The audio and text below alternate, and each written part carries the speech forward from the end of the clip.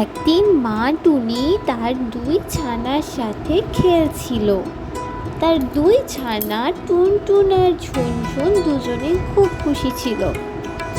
মা টুনি তাদেরকে উঠতে শেখাচ্ছিল আর নানান গল্প করছিল।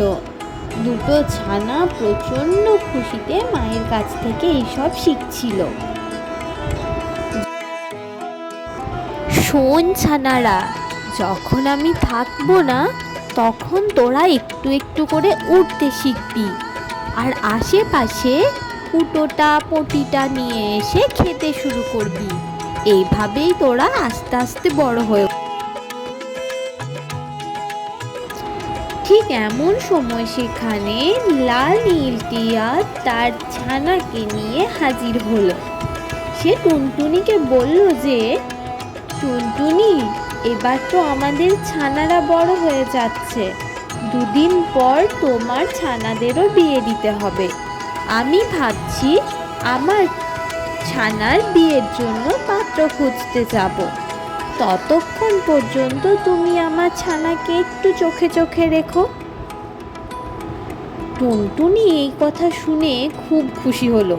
সে নিশ্চিন্ত মনে তখন লাল নীল টিয়াকে বলল যে, তুমি নিশ্চিন্তে যাও, তুমি যতক্ষণ না ফিরছো ততক্ষণ আমার কাছে তোমার ছানা খুব যত্নে থাকবে। মা উড়ে যেতেই লাল নীল টুনির বাচ্চা টুনটুনির ছানাদের সাথে খেলতে শুরু করলো। তারা ছিল খুব খুশি।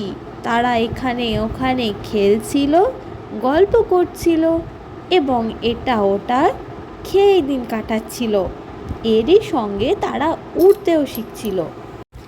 এমন করে কিছু সময় যাওয়ার পর লাল নীল টিয়ার ছানার বিয়ে হয়ে গেল এক বিশাল বড় রাজ্যের বাজ পাখি রাজার সাথে। খুব আনন্দের সঙ্গে সবাই সেই বিয়েতে উপস্থিত ছিল। সিংহ মামা এবং বানর ভাইও সেই বিয়েতে এসেছিল। টুনটুনি এবং তার দুই ছানা ও লাল নীল টিয়া খুশিতে হাসে হেসে গান গাইতে লাগলো। সিংহ মামাও অনেক খুশি, এদিকে বানর ভাইও অনেক অনেক খুশি হয়েছিল।